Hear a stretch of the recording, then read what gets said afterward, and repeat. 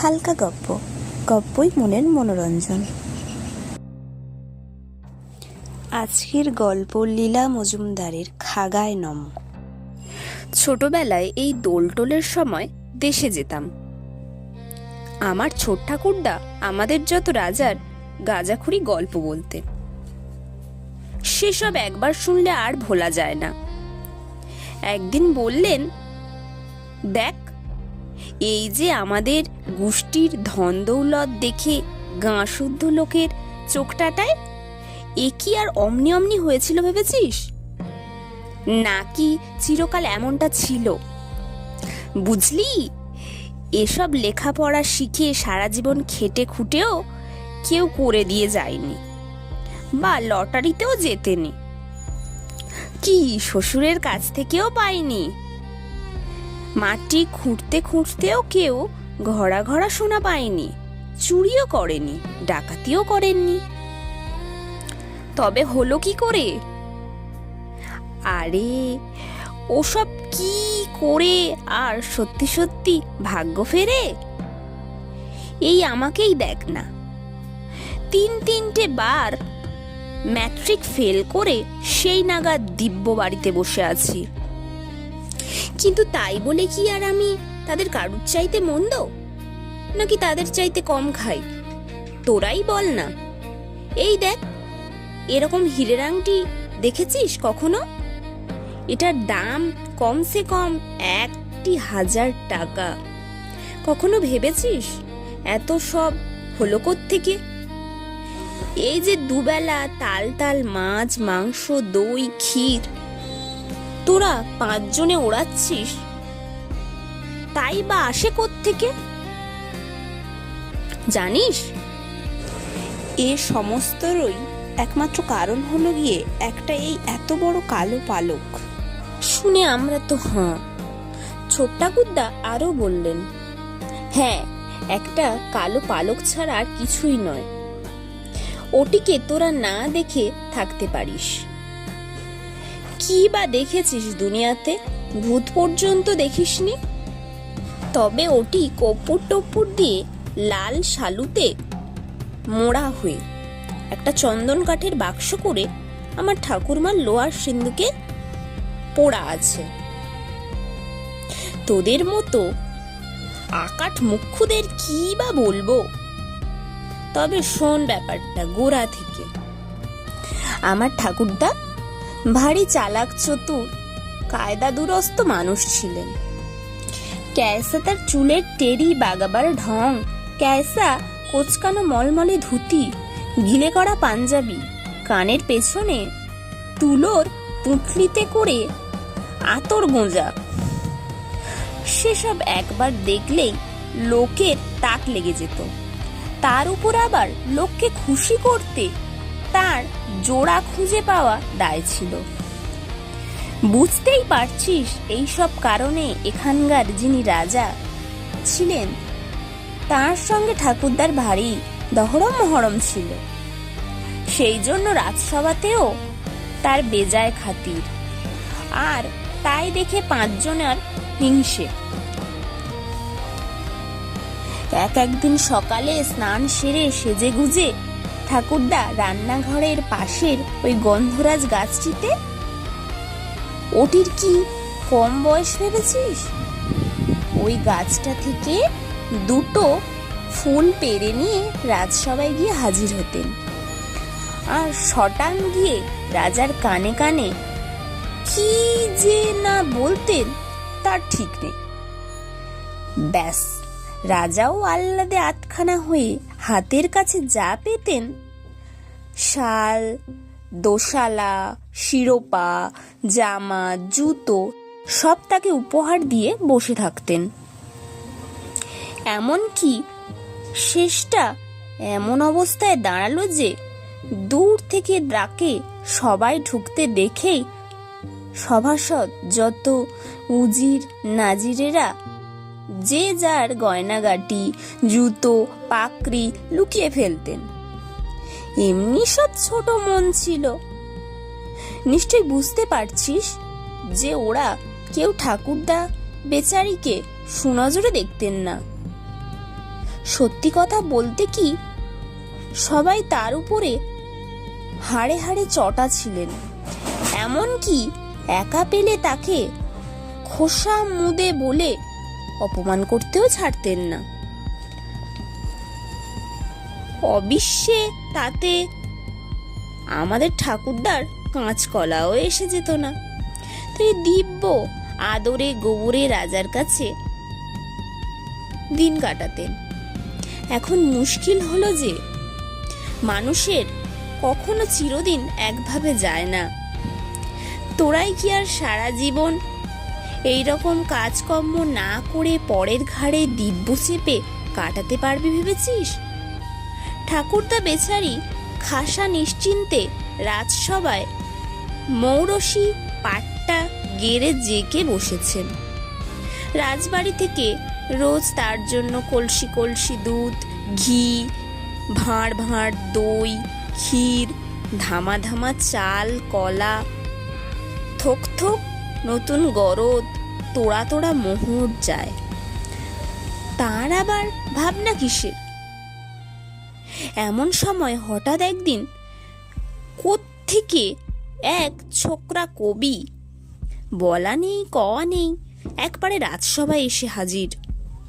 কেউ তাকে কোশমিন কালেও চোখে দেখেনি, নাম পর্যন্ত শোনেনি, কিন্তু যেমনি তার রূপ তেমনি তার খোসামুদের স্বভাব।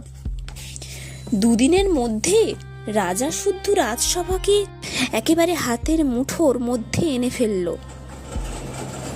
কি আর বলবো তোদের, তার উপরে আর খাসা গানের গলা ছিল, আর কত যে ছলছাতুরি জানতেন। যখন তখন তেমন তেমন করে দুটো ছড়া গেঁথে নিয়ে গুবগুবা গুব বাজিয়ে বাউলদের মতো করে এমনি নেচে কুঁদে দিত যে সভাসুদ্ধ সবাই একেবারে গলে জল। ওদিকে ঠাকুরদা পড়ে গেলেন মুশকিলে। রাজারা আর তার দিকে ফিরেও তাকায় না। রাজবাড়ি থেকে রসদের লাইনও বন্ধ। এমনিতেই রাজার লোককে চটিয়ে রেখেছেন, আর বছরের পর বছর বসে বসে এটা ওটা খেয়ে দারুণ কুঁড়ে হয়ে গেছেন। তাই আবার দিব্য টইটুম্বুর একটা নাহা পাতিয়া ও বাগিয়েছেন। অন্য জায়গায় কাজকর্মের জন্য যেটুকু চেষ্টা চরিত্র করবেন তারও জো নেই, অথচ মনে মনে বেশ বুঝেছেন যে এবার এখানকার পাট উঠল। এই ছোকরার সঙ্গে পেরে ওঠা শুধু তার কেন, তার 14 পুরুষের কারোর কম্য নয়। আস্তে আস্তে ঠাকুরদার জীবন থেকে সুখ শান্তি বিদায় নিল। এই তোরা যে বড় হাসছিস, নিজের অতি বৃদ্ধ ঠাকুরদার দুর্গতির কথা শুনলে তোদের হাসি পায়? আরো শোন তবে, মানুষের অবস্থা মন্দ হলে যেমন হয়, ভোর না হতেই গয়লারে, মুদিরে, তাঁতিরে, নাপিত্রে, ধোপারে যে যেখানে ছিল সব টাকা দাও টাকা দাও করে সারি সারি হাত পেতে দাঁড়িয়ে যেতে লাগলো। ওদিকে দিন দিন অভাব অনটনে ঠাকুরমার মেজাজও এমন খিচড়ে যেতে লাগলো যে বাড়িতেও টেকাও দায় হয়ে উঠল। শেষ পর্যন্ত একদিন গভীর রাতে ঠাকুরদা বাড়ি ছাড়তে বাধ্য হলেন। গভীর রাতে পা টিপে টিপে বাড়ি থেকে বেরিয়ে একবারে শটাং গিয়ে এই গ্রামের বাইরের মাঠের মাঝখানে যে বিখ্যাত ভুতুড়ে বটগাছ ছিল, দিনের বেলাতেও যার ছায়া মারাতে লোক ভয় পেত। ইদিক উদিক কি তাকাচ্ছিস বল দিকিনি? সে গাছ কোন কালে মুড়ে ঝরে চেলা কাঠ হয়ে গেছে। এখন চুপ করে শোন তো, সেই গাছতলায় না গিয়ে এক হাঁড়ি শুটকি মাছ নিবেদন করে দিয়ে ঠাকুরদা ধর্ণা দিয়ে পড়ে থাকলেন। যা হয় ব্যবস্থা না হওয়া পর্যন্ত উঠবেন না। পড়ে আছে তো পড়েই আছেন, প্যাঁচা ট্যাঁচা ডাকছে, কিসের একটা সোঁদা সোঁদা গন্ধ নাকে আসছে, কি সব শট শট খট খট করে পায়ের উপর দিয়ে চলে যাচ্ছে। কারা জানি চাপা গলায় ফিসফিস করছে, কিন্তু ঠাকুরদা নড়েনও না চড়েনও না। হয়তো বা একটু তন্দ্রা মতো এসে থাকবে। হঠাৎ মনে হলো কে যেন বলছে, ওঠ বেটা, বাড়ি যা, যা যা বাড়ি যা, আর তোর কোনো চিন্তা নেই, ওঠ বলছি, কেটে পড় দিকিনি, কি জ্বালা, ভাগ বলছি। ঠাকুরদাও তখনই আর কাল বিলম্ব না করে উঠে পড়ে বাড়ি মুখো হাঁটা দিলেন।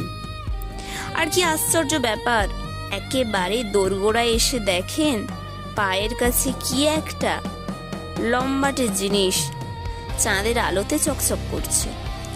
তুলে নিয়ে অবাক হয়ে চেয়ে দেখেন কুচকুচে কালো একটা পালক, তার মাঝখানে একটা চওড়া সাদা ডোরা কাঠা, মুখের দিকটা একটু ছুচলো মতো, একটু ছিটে নিলেই খাসা এক খাগের কলম। কলমটা হাতে নিতেই হাতের আঙুলগুলো কেমন চিরচির করে উঠল।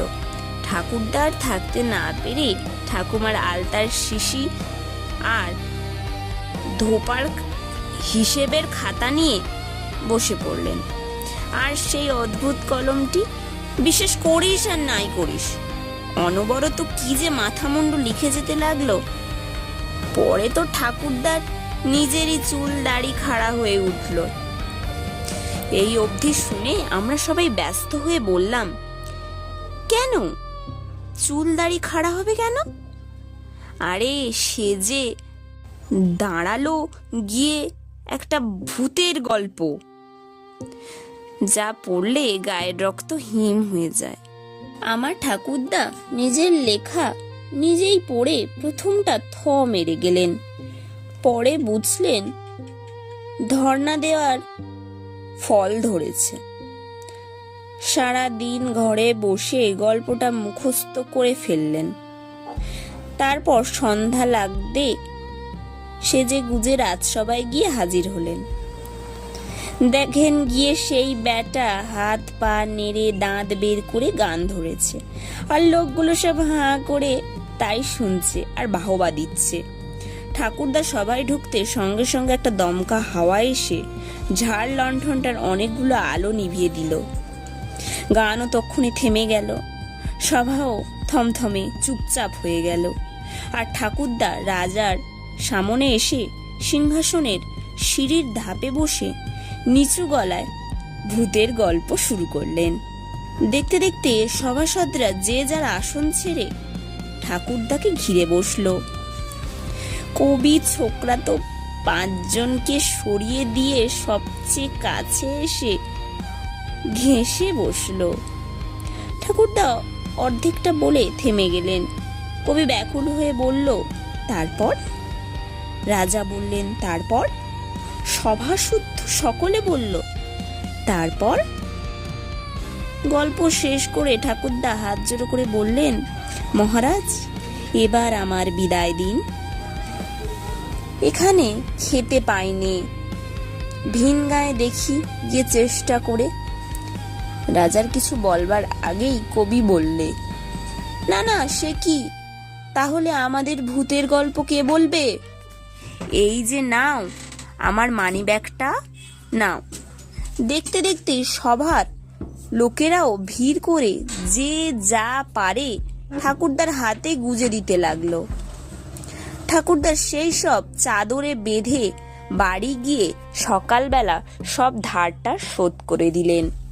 তারপর আবার সেই খাগের কলমে হাত দিয়েছেন, কি আবার আঙুল চিরবির করে আবার সেই রকম লেখা বেরোতে লাগলো। এমন করে ঠাকুরদা 1 বছর ধরে 365টা ভূতের গল্প লিখে ফেলেছেন। আর ঘরের মধ্যে টাকার পাহাড় জমিয়ে ফেলেছেন। তাই দিয়েই তো বাড়ি ঘর জমি জমা গরু বাছুর ক্ষেত খামার সব হয়েছিল। তাই থেকেই তো তোরা সব দিব্য মজা লুটছিস। আমরা বললাম, তারপর উনি থেমে গেলেন কেন? মরে গেলেন বুঝি? ছোট ঠাকুরদা বিরক্ত হয়ে বললেন, মোটেই মরেননি। তোরা বললেই ওকে মরে যেতে হবে নাকি? মরেন টরেননি। তবে 1 বছর বাদে একদিন পুরনো পুকুরে স্নান করতে গিয়ে দেখেন এই মোটা একটা কালো পাতিহাঁস চান সেরে পাড়ে উঠে পালক সাফ করছেন, আর ঠোঁটে খোঁচা খেয়ে এত বড় বড় কালো পালক এদিক ওদিকে পড়ে যাচ্ছে। তার প্রত্যেকটিতে একটা করে চড়া সাদা দাগ, আর মুখটা কেমন সুচলো ধরনের। একটু ছেটে নিলে খাসা খাগের কলম। তাই দেখে ঠাকুরদা ঘরে গিয়ে সিন্দুক থেকে নিজের খাগের কলমটা নিয়ে এসে মিলিয়ে দেখলেন হুবহু এক। একেবারে বেমালুম মিলে গেল। এমনি মিলে গেলে যে কোনটা নিজের পালক তা একদম আর চেনাই গেল না। 1 ফোঁটা লাল আলতাও তাতে লেগেছিল না। রোজ তাকে এত যত্ন করে পরিষ্কার করা হতো। ব্যাস, গল্প লেখা বন্ধ হলো। ঠাকুরদাও পেন্সিল নিলেন, কিন্তু ততদিনে তার অবস্থাও ফিরে গেছে, চিন্তাও ঘুচে গেছে। শেষ বয়সটা দিব্য আরামেই কাটলো। ওই গল্পগুলোর কতক কতক হারিয়ে গেছে, কিন্তু ধোপার খাতায় লেখা প্রথম 50টি আমার কাছে আছে। আমার কথা মতো 40 যদি মাঝে মাঝে একাত্রা শোনাতে পারি। ছোট ঠাকুরদা মারা যাবার আগে আমার উপর খুশি হয়ে ওই খাতাটা আমাকে দিয়ে গেছেন। এখন ওটা আমার কাছে আছে। তোমরাও যদি আমার কথা মতো চলো তো মাঝে মাঝে একাত্রা শোনাতে পারি। এমন আরও নতুন গল্পের সন্ধান পেতে হলে চ্যানেলটিকে সাবস্ক্রাইব করুন।